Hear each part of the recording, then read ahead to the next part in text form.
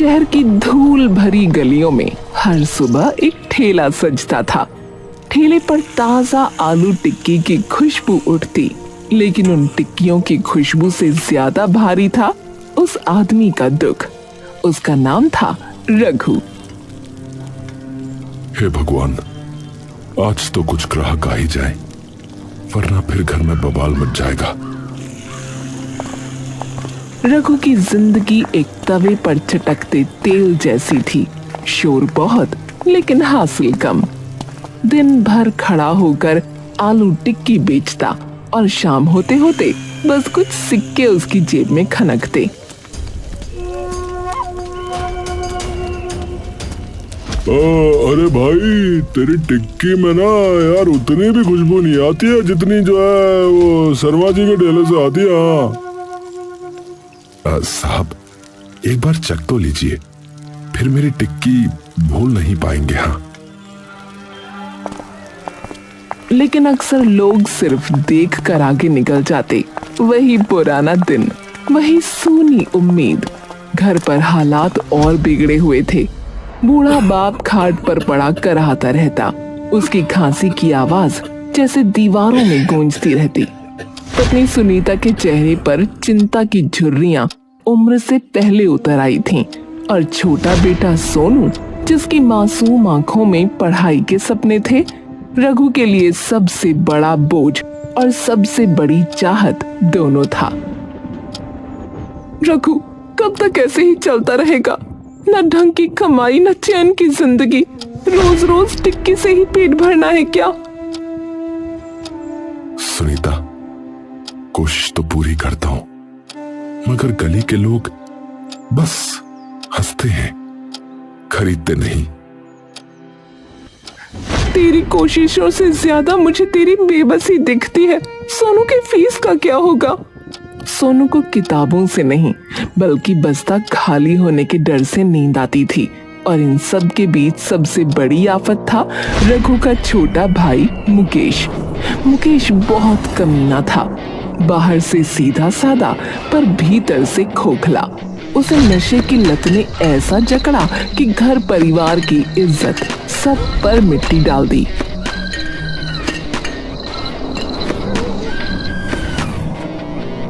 भाई तो दिन भर खपता है, मौज तो असली मैं ही कर रहा हूँ। ये मुकेश की वरी असली मौज।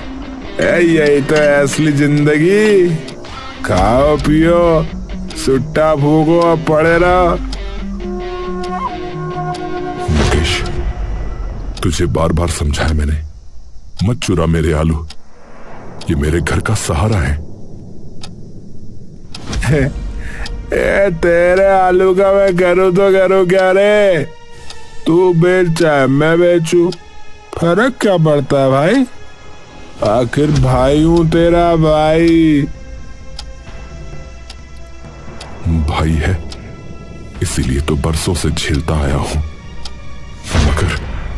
मगर अब नहीं। तेरे नशे ने घर का चैन छीन लिया है। तू निकल जा मेरे घर से, निकल जा।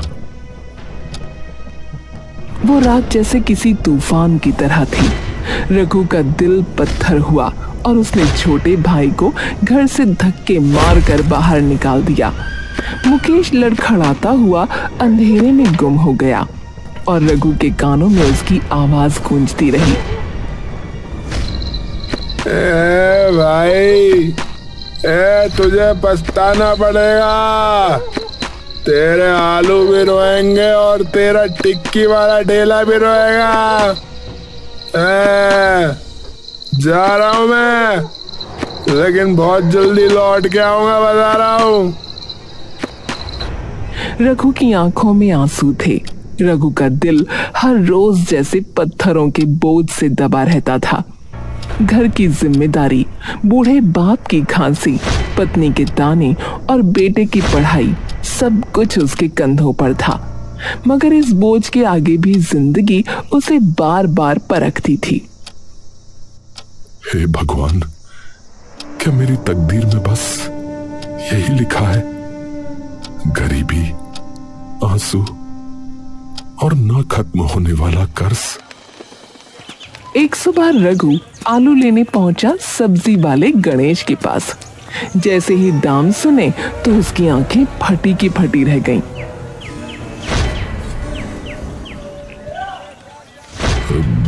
गणेश भाई, ये क्या मजाक है? इतने महंगे आलू लोग खरीदेंगे कैसे? मेरा धंधा बैठ जाएगा। अरे रघु, देखो भाई, मजाक नहीं है। जितने में किसान से आलू मिलते हैं उतने में ही तो मैं तुम्हें देता हूँ। ऊपर से घर पर मेरा बाप बीमार है? दवाई का खर्चा अलग। अब बताओ मैं क्या करूं? क्या करूं मैं? अरे तो क्या मैं चोरी कर लूं? तेरे आलू उठा के ले जाऊं? अरे देख भाई, अगर तेरे बस में है तो उठा ले, मगर याद रख, बाप का आलू पेट नहीं भरता, सिर्फ घर जला देता, बता रहा हूं।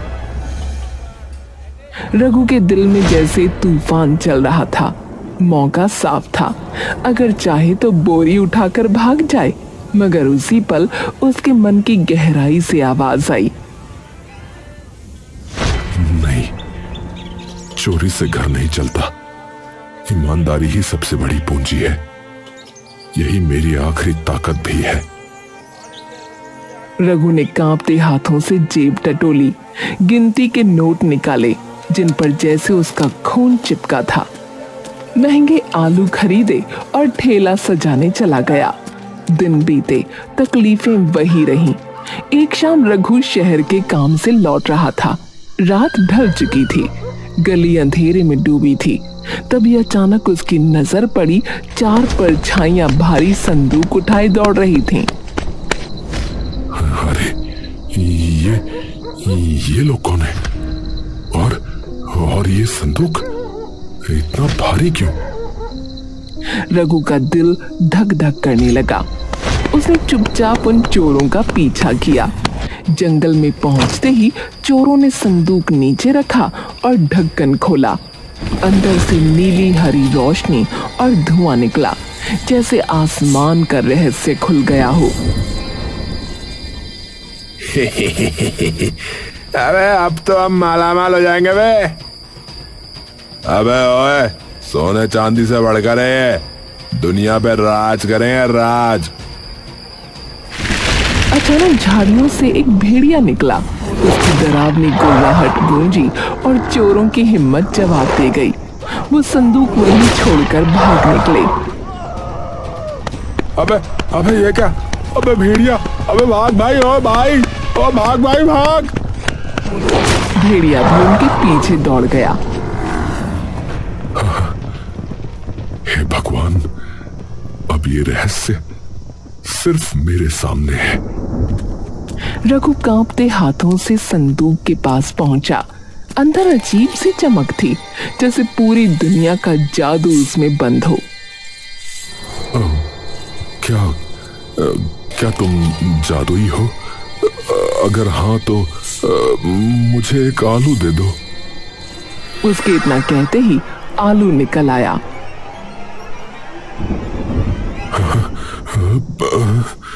हे भगवान, ये तो सचमुच जादुई है। अगर इसे घर ले जाऊं तो जिंदगी बदल जाएगी। बाप का इलाज, बेटे की पढ़ाई, सब हो जाएगा। लेकिन अगर ये गलत हाथों में गया तो पूरी दुनिया बर्बाद हो जाएगी। लालच इंसान को निगल लेता है। कहीं मैं या मेरे घर वाला ही कोई लालच का शिकार हो गया तो? बहुत सोचने के बाद रघु ने संदूक का एक हिस्सा खोला। उसमें से बस एक अजीब सा आलू निकाला और पूरा संदूक पास के खेत में गाड़ दिया। घर पहुंचकर उसने सब कुछ सुनीता को बताया।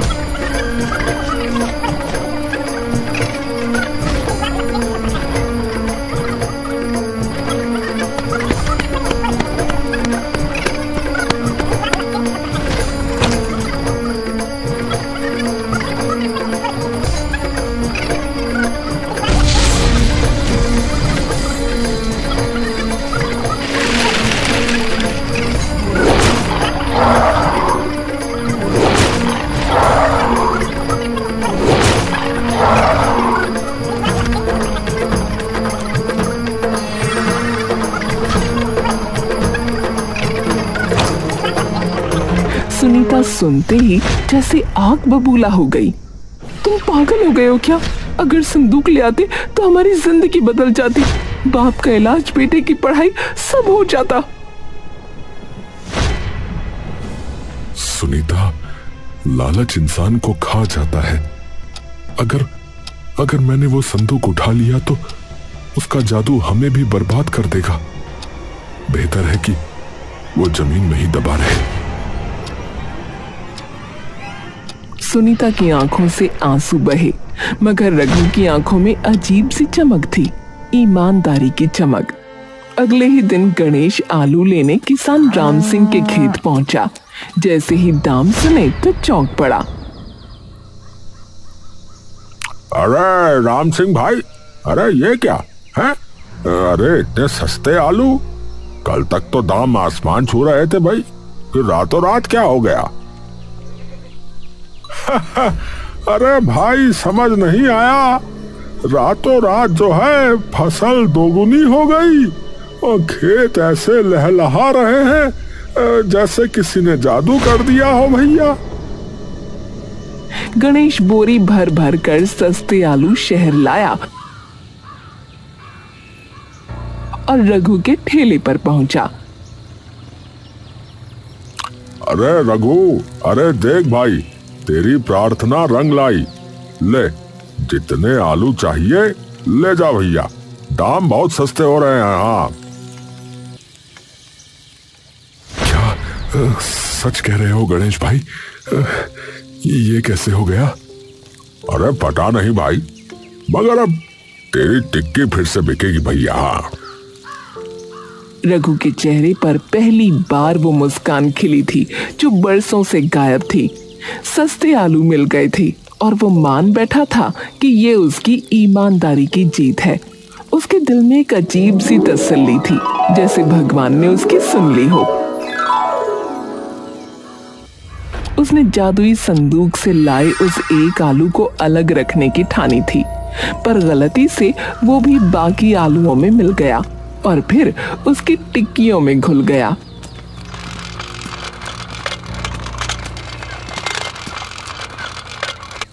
बस अब आज का दिन अच्छा निकल जाए, शायद अब मेरी किस्मत पलटने वाली है।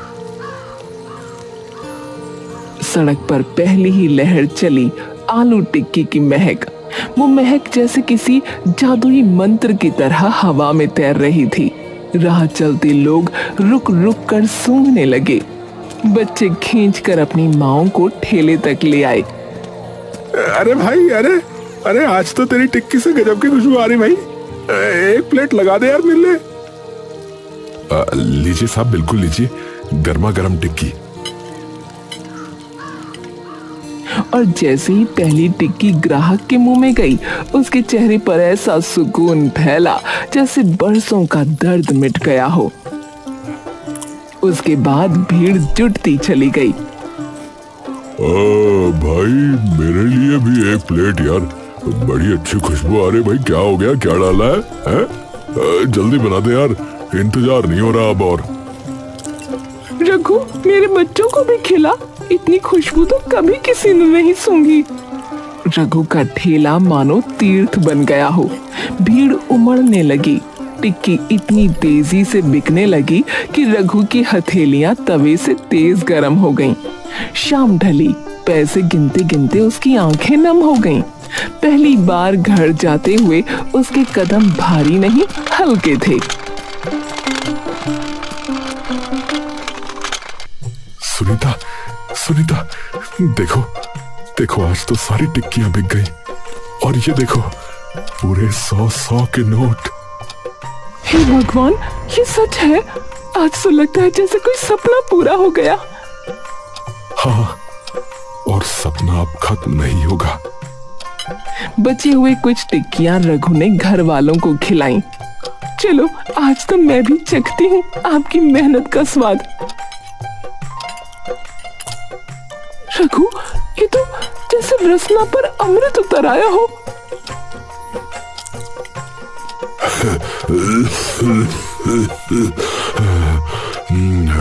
अरे अरे बेटा, अरे ये कैसा जादू है?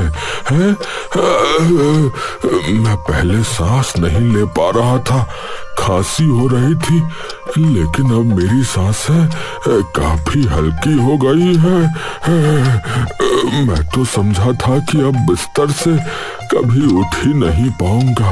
अरे काफी अच्छा लग रहा है बेटा।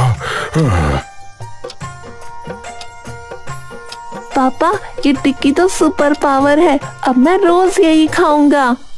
रघु हक्का बक्का रह गया। टिक्कियां किसी दवा की तरह असर कर रही थीं। उसके भीतर डर और गर्व दोनों साथ साथ उमड़ रहे थे। तभी बाहर शोर मच गया। गांव वाले दरवाजे पर इकट्ठा हो गए। अरे रघु, अरे भैया, कमाल हो गया भैया। अरे तेरी टिक्की ने कमाल कर दिया भाई। अरे बरसों से मुझे जो है बदहजमी थी और आज जो है पहली बार आराम मिला भैया। बस क्या बताएं, बहुत बढ़िया भैया, बहुत बढ़िया। भाई, मुझे तो डॉक्टर ने कहा था मैं मां नहीं बन सकती, पर आज टिक्की खाने के बाद पता चला मैं गर्भवती हूँ।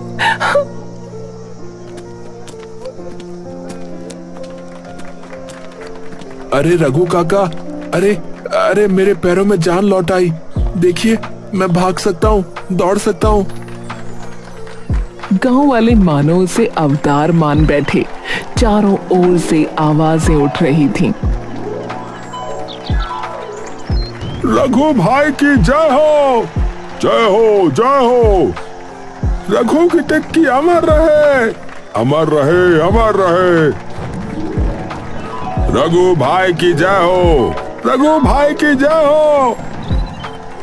अरे अरे मित्रों, ये सब मेरी मेहनत का नहीं, बल्कि भगवान की कृपा का फल है। मैं तो बस एक ठेले वाला मात्र हूँ। अगले दिन सुबह रघु ने फिर से ठेला सजाया। भीड़ पहले से दोगुनी थी, पर इस बार उसके सामने खड़ा था गांव का दूसरा टिक्की वाला।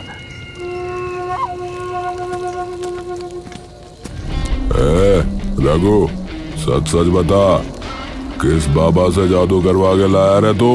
है या किसी तांत्रिक का दिया मसाला है तेरे पास? हैं? सच सच बता।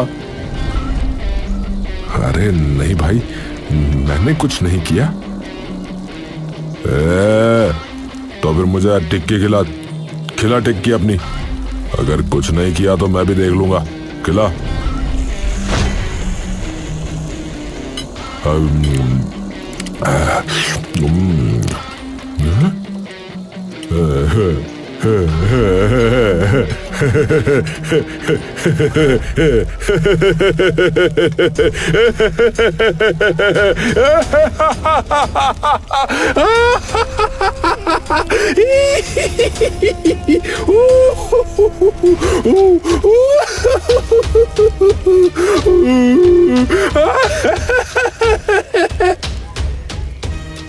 और अचानक उसकी आंखें उलट गईं। वो बेतहाशा हंसने लगा, जमीन पर लोट-पोट होकर पागलों की तरह चीखने लगा। अरे अरे ये क्या हो गया है? लगता है रघु की टिक्की खा के ये पागल हो गया भैया। अरे नहीं भैया, ये सच नहीं है। मैंने कुछ नहीं मिलाया। ये मुझे बदनाम करने की साजिश है। भीड़ में खुसुर फुसुर हो गई। रघु के माथे पर पसीना छलक आया। एक पल पहले सबको शक था, पर तभी रघु का सच्चा दोस्त रवि सामने आया और पूरी भीड़ से ललकार कर बोला, अरे गांव वालों, अपनी आंखें खोलो। ये रघु कोई धोखेबाज नहीं है, बल्कि ईमानदारी का देवता है। ये पागलपन फैलाने वाला दूसरा टिक्की वाला, मुझे तो यही चालबाज लगता है। ये लगता है मेरे दोस्त को बदनाम करना चाहता है। भीड़ में हलचल मच गई। लोग समझ नहीं पा रहे थे कि किस पर यकीन करें, पर रवि की आवाज में इतनी सच्चाई थी कि जैसे आसमान भी गवाही दे रहा हो। हाँ भैया, रघु जो है सदैव ईमानदार रहा है। हम सब जानते हैं। ये दूसरा टिक्की वाला ही मुझे भी धोखेबाज लग रहा भैया।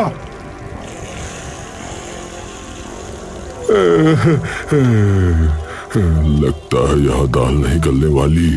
भाग ले बेटा भाग ले।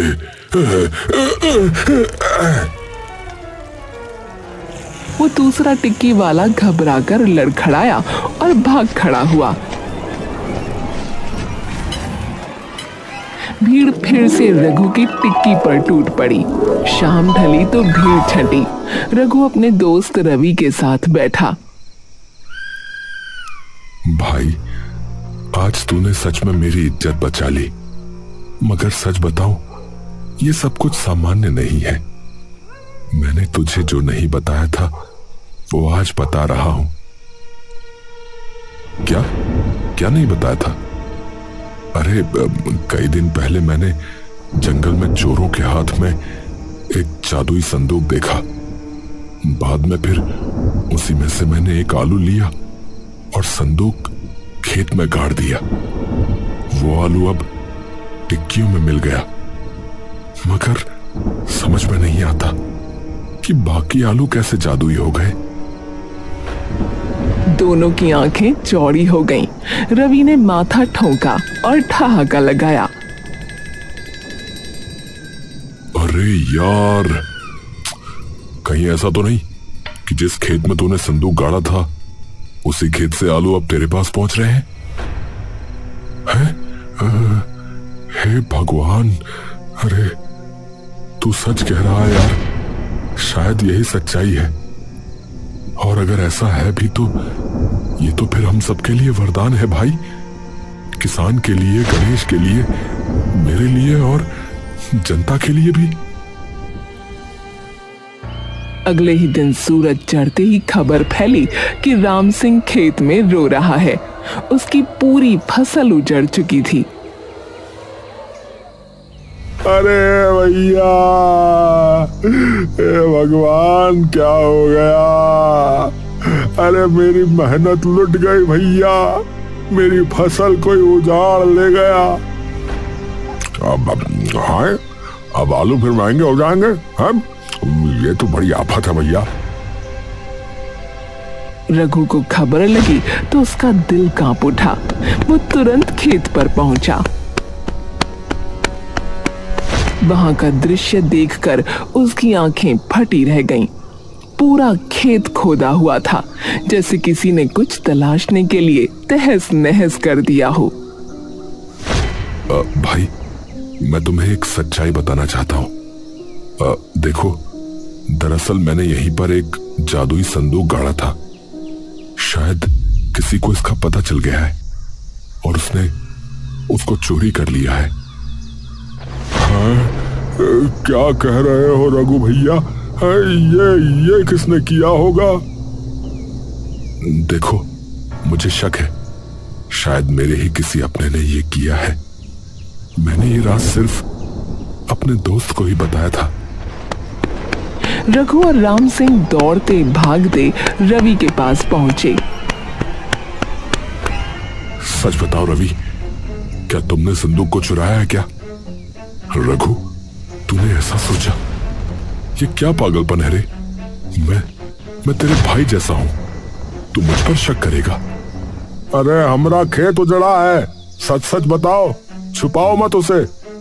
अगर मैं तेरे खेत लूटता तो आज यहाँ खड़ा होकर तेरे सवालों का जवाब क्यों देता?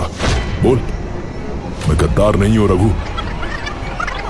तीनों के बीच बहस छिड़ गई और अचानक पीछे से ढोल नगाड़ों जैसी आवाज आई।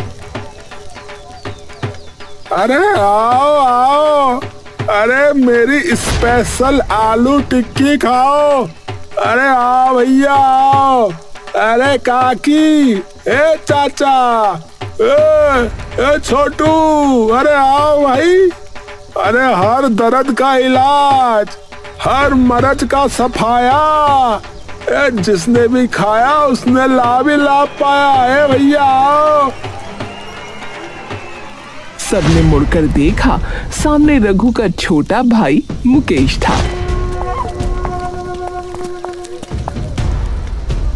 हाँ, मुकेश, तू कब से टिक्की बेचने लगा रे?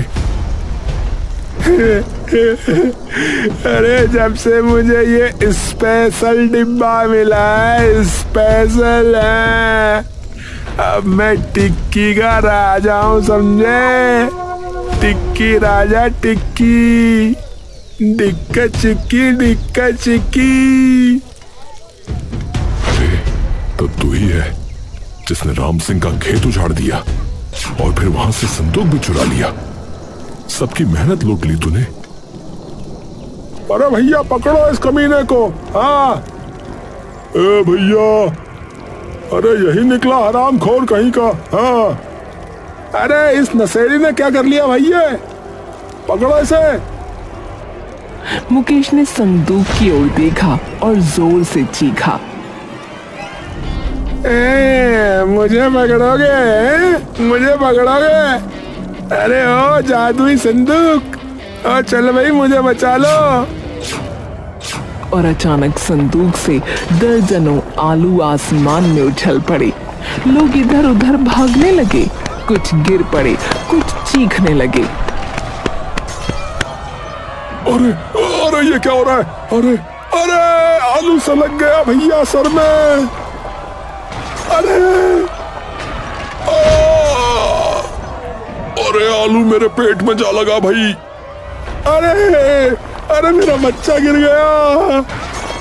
अरे भाई भागो, अरे भागो भैया भागो, आलू आ रहे हैं, आलू आ गया भैया। अरे आलू से लग गई भैया, आलू से। अरे अरे ये तो कहर बन गया है। नहीं, ये जादू अब और मासूमों को नहीं रुलाएगा। रघु ने सीना तान कर संदूक की ओर छलांग लगाई। आलुओं की बारिश में भी उसने हिम्मत नहीं हारी। उसने दोनों हाथों से संदूक पकड़ लिया। मुकेश छोड़ दे इसे, छोड़ दे इसे मुकेश। ये संदूक लालच का नहीं, भलाई का है। नहीं नहीं नहीं, अब ये मेरा है, मैं राजा बनूंगा, सब मेरे सामने झुकेंगे। देख तू पागलपन मत कर, तू मेरा भाई है, पर लालच ने तुझे अंधा बना दिया है। लेकिन गलत तरीके से किसी की जीत नहीं होती, तो तू आज हारेगा। दोनों में जोरदार खींचतान हुई। आलुओं की गड़गड़ाहट आसमान तक पहुंच गई। भीड़ सांसें थामे देख रही थी। अंत में रघु ने पूरी ताकत लगाकर संदूक मुकेश के हाथ से छीन लिया और मुकेश को भीड़ ने घेर लिया। अब भाग नहीं सकता। ए भैया पकड़ लो इसे। हाँ पकड़ो इसे। हाँ पकड़ लो। मुकेश पकड़ा गया। उसके चेहरे पर अब भी पागलपन था, पर संदूक उसकी पहुंच से दूर हो गया। रघु ने संदूक उठाकर सबके सामने रख दिया। ये संदूक किसी एक का नहीं, सबका है। अब से इसे गांव की भलाई के लिए इस्तेमाल किया जाएगा। जो लोग भी बीमार हैं उन्हें दवा मिलेगी, जो लोग भी भूखे हैं उन्हें रोटी, और किसानों की जमीन अब कभी सूनी नहीं रहेगी। भीड़ जयकारों से गूंज उठी। गणेश, राम सिंह और गांव वाले रघु को कंधों पर उठाकर नाचने लगे। सुनीता और सोनू की आंखों में गर्व के आंसू थे। अरे अरे रघु भाई, तुमने लालच को हराकर इस गांव को बचा लिया भैया। अब हम सब मिलकर इस संदूक को समाज की सेवा में लगाएंगे। हाँ भाई। पापा आप तो सच्चे हीरो हो।